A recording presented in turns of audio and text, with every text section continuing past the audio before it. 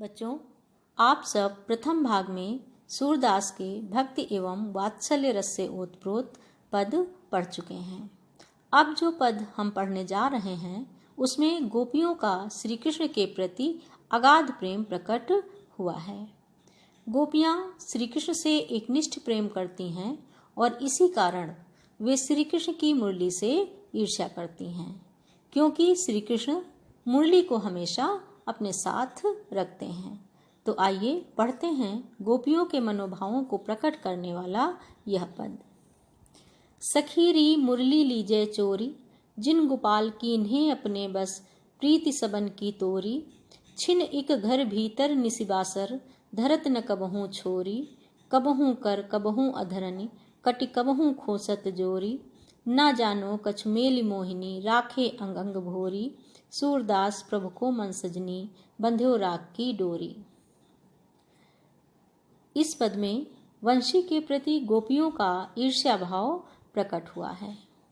गोपियाँ आपस में वार्तालाप करती हैं और कहती हैं, सखीरी मुरली लीजे चोरी। हे सखी, श्री कृष्ण की इस मुरली को चुरा लेना चाहिए। जिन गोपाल कीन्हे अपने बस, प्रीति सबन की तोरी। क्योंकि इस मुरली ने प्रीति सबन की तोरी, हम सभी के प्रेम संबंधों को तोड़कर गोपाल श्री कृष्ण को अपने वश में कर लिया है। छिन इक घर भीतर निसिबासर, धरत न कबहूँ छोरी। और श्री कृष्ण भी इस मुरली से अत्यधिक प्रेम करते हैं और इसी कारण एक क्षण के लिए भी, चाहे घर में हो या बाहर हो, निसी रात हो, बासर दिन हो, कभी भी धरत न कबहूँ छोड़, अपने से अलग करके इसे रखते नहीं हैं। कबहूँ कर कबहूँ अधरन, कटि कबहूँ खोसत जोरी। वे इस मुरली को कभी कर हाथ में लेते हैं, कबहूँ अधरन, कभी होठों पे लगा लेते हैं, कटि कबहूँ खोसत जोरी, और कभी अपनी कमर में बंधे हुए फेटे में लगा लेते हैं। फेटा कमर में बांधा जाने वाला वस्त्र। श्री कृष्ण के कमर में जो वस्त्र बंधा है, श्री कृष्ण कभी कभी उस मुरली को अपने उस वस्त्र में लगा लेते हैं। ना जानो कछ मेल मोहिनी, राखे अंग अंग भोरी। श्री कृष्ण पर इस मुरली ने पता नहीं क्या जादू कर दिया है, मोहिनी जादू कर दिया है कि वे इस मुरली को अपने किसी न किसी अंग से लगाए ही रहते हैं। राखे अंग अंग भोरी, अपने किसी न किसी अंग से इसे लगाए रहते हैं। पता नहीं इस मुरली ने श्री कृष्ण पर कौन सी मोहिनी डाल दी है, कौन सा जादू कर दिया है। सूरदास प्रभु को मन सजनी, बंध्यो राग की डोरी। सूरदास जी कहते हैं कि गोपियाँ आपस में बात करती हैं कि हे सखी सजनी, हे सखी, प्रभु को मन, हमारे प्रभु श्री कृष्ण के मन को, हमारे स्वामी श्री कृष्ण के मन को इस मुरली ने बंध्यो राग की डोर, राग की डोरी से बांध लिया है। राग, राग शब्द के दो अर्थ हैं, प्रेम और संगीत। गोपियाँ कहती हैं कि हे सखी, इस मुरली ने हमारे स्वामी श्री कृष्ण के मन को प्रेम की डोरी से बांध लिया है या संगीत की डोरी से बांध लिया है। राग शब्द में श्लेष अलंकार है क्योंकि राग के दो अर्थ निकल रहे हैं। काव्य सौंदर्य देखते हैं इसका। सूरदास जी ने वंशी के प्रति गोपियों की ईर्ष्या का सहज और स्वाभाविक चित्रण किया है। गोपियां मुरली से इसलिए जलती हैं क्योंकि उन्हें लगता है कि श्री कृष्ण मुरली से अधिक प्रेम करते हैं।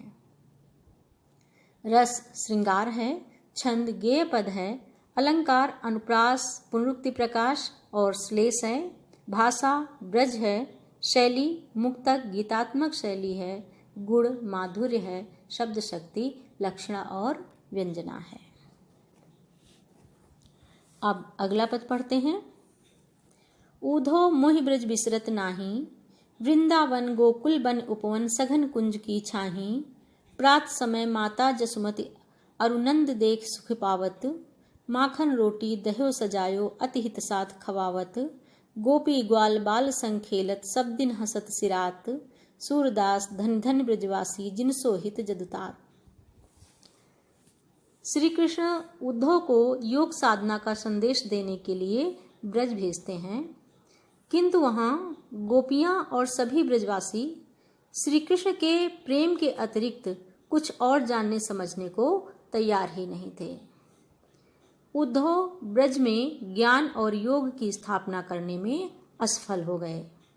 इतना ही नहीं, वे स्वयं भी प्रेम के रंग में रंगकर मथुरा पहुंचे और श्री कृष्ण से ब्रज की संपूर्ण स्थिति बताई, जिसे सुनकर श्री कृष्ण भाव विभोर हो गए और वे अपने मन की मनोदशा उद्धव से व्यक्त करते हैं। उद्धव मोहि ब्रज विसरत नाही।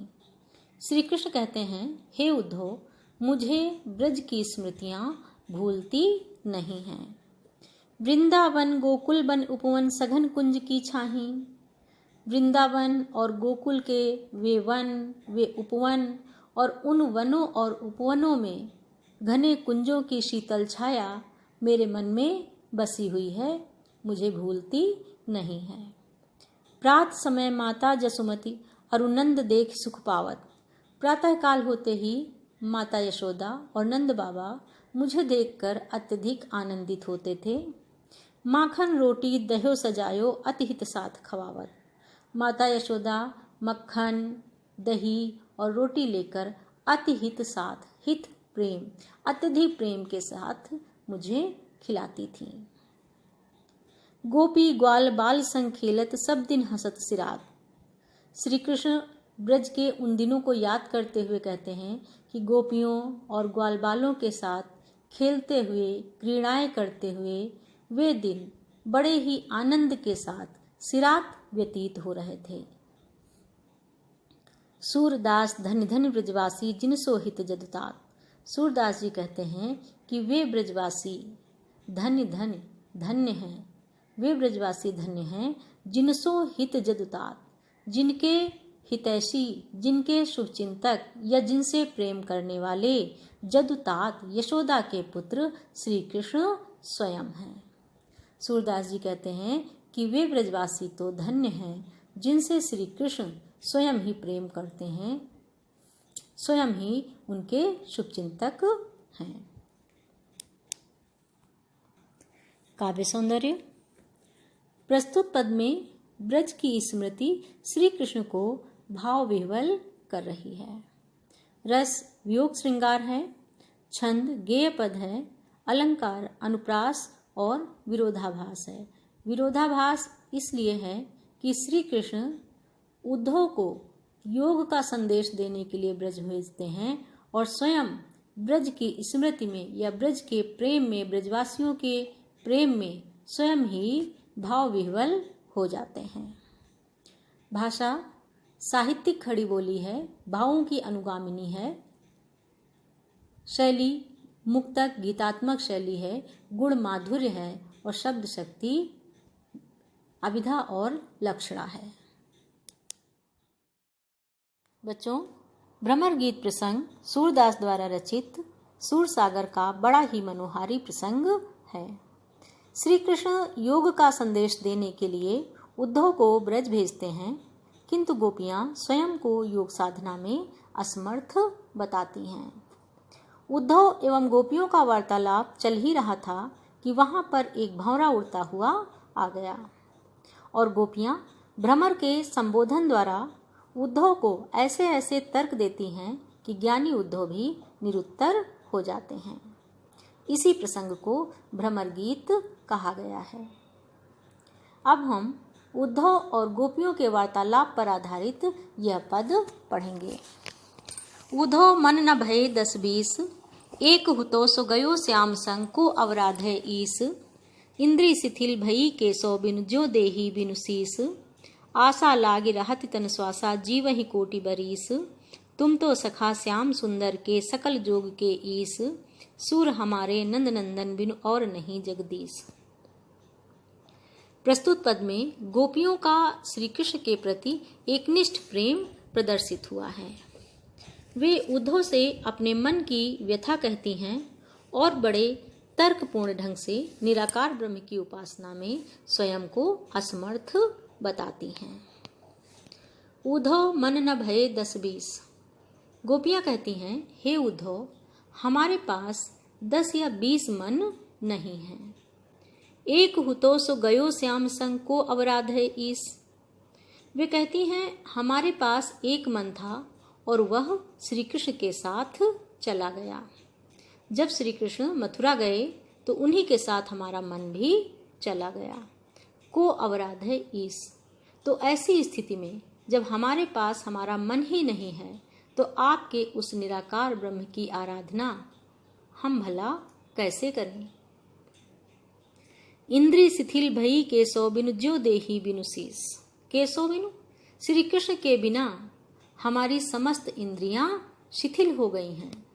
ज्यो देही बिनु शीस, जैसे सिर के बिना शरीर शिथिल हो जाता है, निष्क्रिय हो जाता है, उसी प्रकार से श्री कृष्ण के बिना हमारी समस्त इंद्रियां शिथिल हो गई हैं, निष्क्रिय हो गई हैं। आशा लागी रहति तन श्वासा जीव ही कोटि बरीस। तन श्वासा, गोपियां कहती हैं कि हमारे शरीर में तो सांस भी इसलिए चल रही है, प्राण इसलिए रुके हुए हैं कि आशा लागी रहत, कि हमें श्री कृष्ण के आने की आशा लगी हुई है। हमें आशा है कि श्री कृष्ण वापस आएंगे और हमारा मिलन होगा। जीव ही कोटि बरिस, और इसी आशा में हम करोड़ों वर्षों तक जीवित रहेंगे। तुम तो सखा श्याम सुंदर के सकल जोग के ईस। गोपियां कहती हैं, हे उद्धव, तुम तो सखा श्याम सुंदर के श्री कृष्ण के मित्र हो, सखा हो, और सकल जोग के ईश, सभी प्रकार के योग के स्वामी हो, सभी प्रकार के योग को जानने वाले हो। यहाँ योग से तात्पर्य दो चीजों से है, एक तो योग साधना और दूसरा मिलन। योग शब्द के दो अर्थ हैं, योग साधना और मिलन। गोपियां कहती हैं, तुम श्री कृष्ण के मित्र हो और योग के स्वामी भी हो, सभी प्रकार के योगों को जानते भी हो, तो अगर तुम चाहो तो हमारा मिलन करा सकते हो। योग शब्द के या जोग शब्द के दो अर्थ निकले हैं, तो श्लेष अलंकार है। सूर हमारे नंद नंदन बिनु और नहीं जगदीश।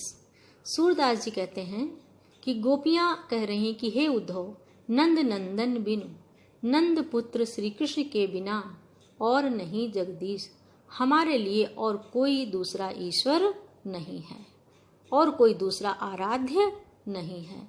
हमारे आराध्य तो केवल नंद के पुत्र श्री कृष्ण ही हैं। काव्यात्मक सौंदर्य देखते हैं। इस पद में गोपियों की विरह व्यथा का हृदय स्पर्शी वर्णन हुआ है।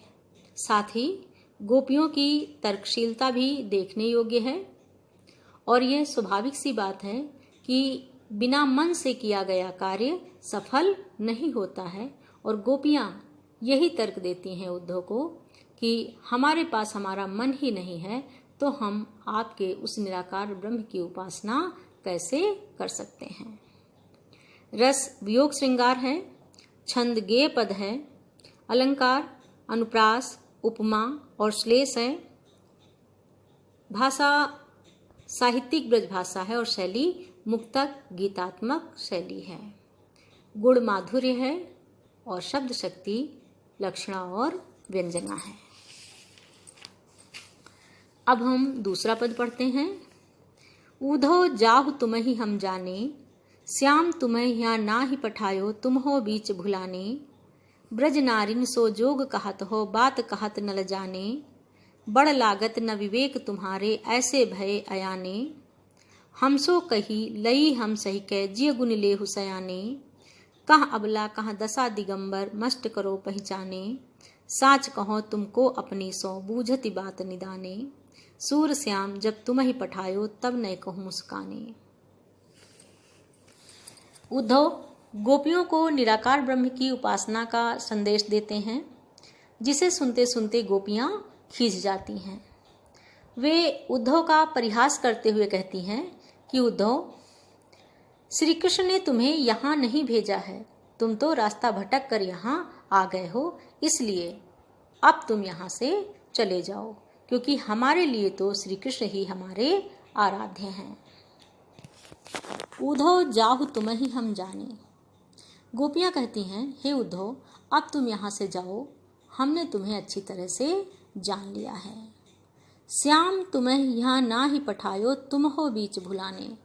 वे कहती हैं कि श्री कृष्ण ने तुम्हें यहाँ नहीं भेजा है, तुम तो रास्ता भूल कर यहाँ आ गए हो। ब्रज नारिन सो जोग कहत हो, बात कहत न लजाने। गोपियाँ कहती हैं कि हम ब्रज की नारियां हैं, कृष्ण के प्रेम में लीन रहने वाली हैं, और तुम हमसे योग साधना की बातें कह रहे हो, और ऐसा कहते हुए तुम्हें लाज भी नहीं आई, तुम्हें लज्जा भी नहीं आई। बड़ लागत न विवेक तुम्हारे, ऐसे भये अयाने। हमसो कही लई हम सही के, जिय गुण लेहु सयाने। गोपियाँ कहती हैं कि यद्यपि बड़ लागत, तुम बड़े विद्वान मालूम होते हो, विद्वान लगते हो, लेकिन ऐसे भय अयाने, ऐसी अज्ञानतापूर्ण बातें कर रहे हो, ऐसा लगता है कि तुम्हारे अंदर विवेक नहीं है, इसलिए तुम विवेकपूर्ण बातें कर ही नहीं रहे हो। हमसो कही लई हम सही के, जिय गुण लेहु सयाने। गोपियाँ कहती हैं कि हे उद्धव, तुमने हमसे योग साधना के लिए कहा, हमने सुन भी लिया और सह भी लिया, लेकिन जिय गुण लेहु, जरा अपने मन में विचार करके देखो। सयाने, हे सयाने या हे विद्वान बुद्धिमान उद्धव, तुम तो देखने में बुद्धिमान प्रतीत होते हो, तो अपने मन में विचार करके देखो। गुण लेव, विचार करके देखो। कहाँ अबला कहाँ दशा दिगंबर, मस्ट करो पहचाने।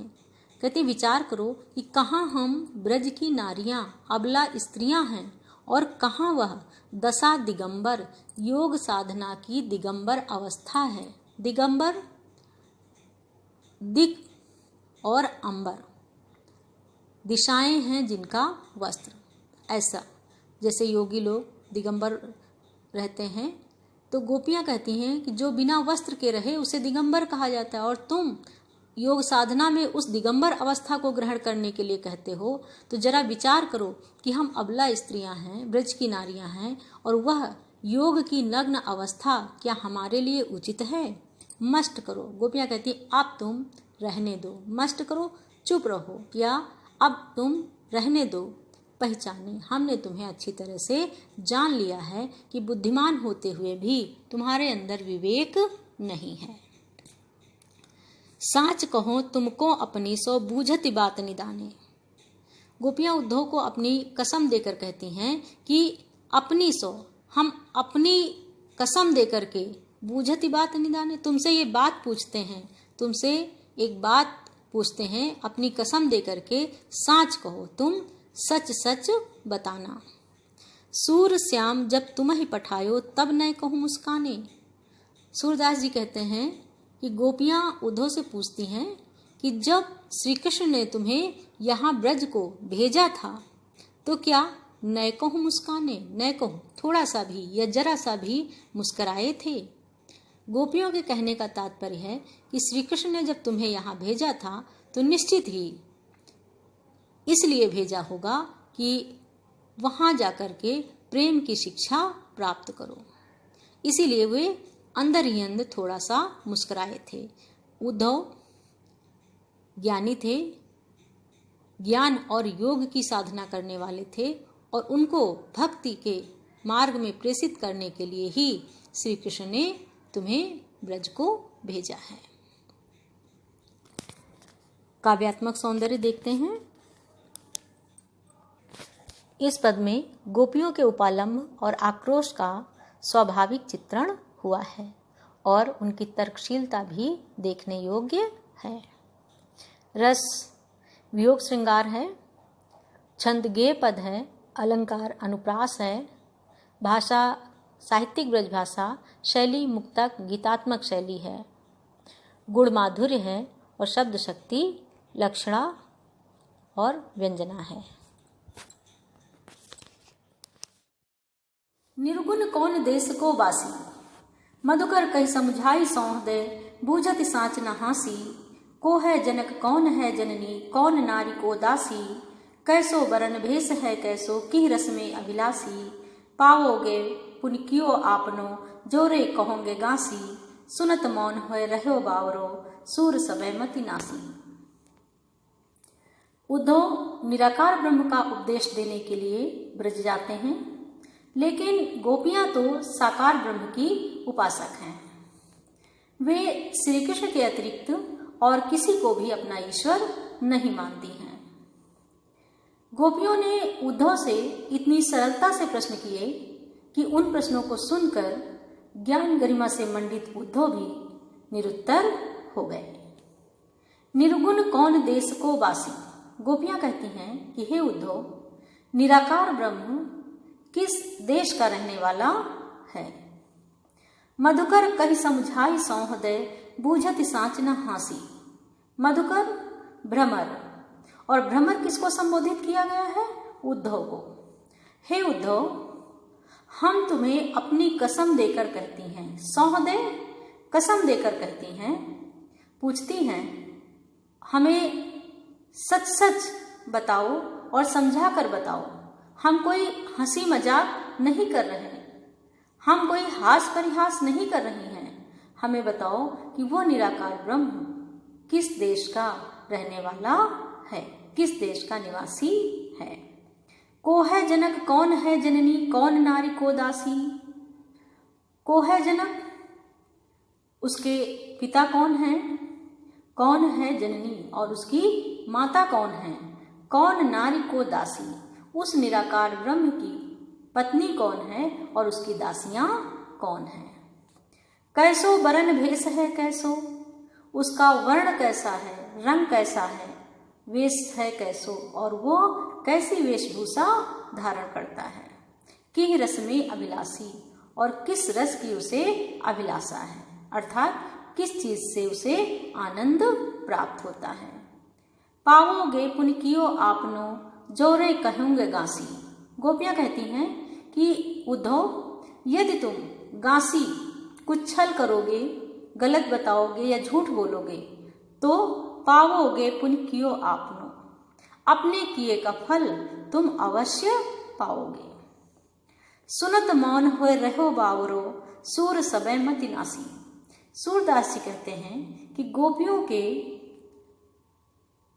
इन प्रश्नों को सुनकर ज्ञानी उद्धव सबे मति नासी, उनका सब बुद्धि विवेक सब कुछ नष्ट हो जाता है और वे मौन होकर खड़े रह जाते हैं।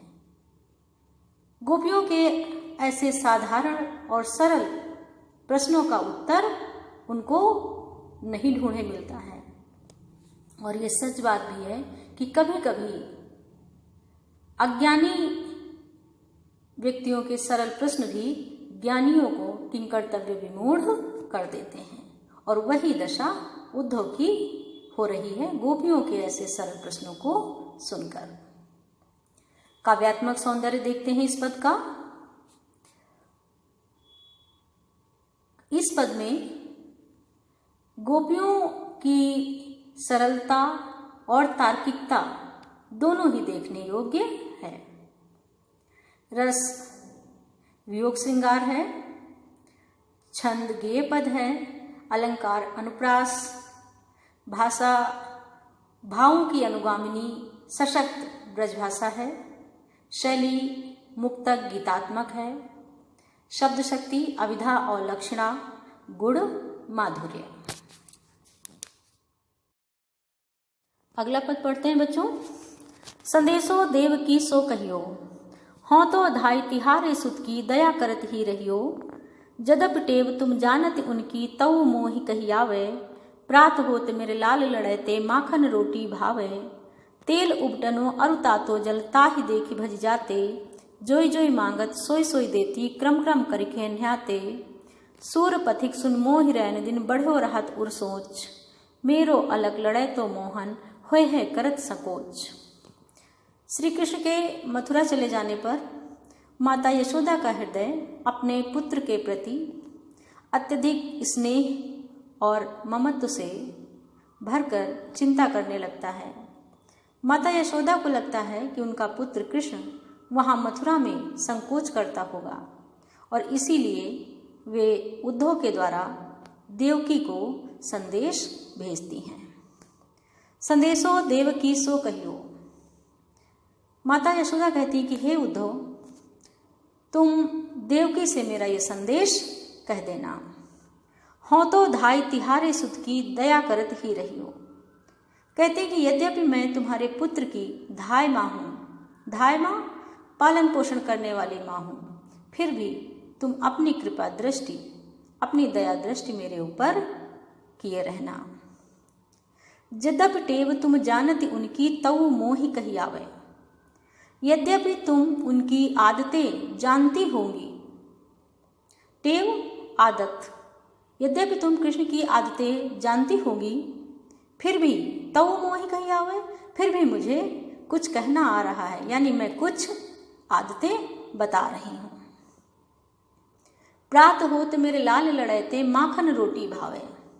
सुबह होते ही मेरे लाडले कृष्ण को, लाल लड़ैते मेरे पुत्र, प्यारे पुत्र कृष्ण को माखन रोटी खाना अच्छा लगता है। भावे अच्छा लगता है, रुचिकर लगता है।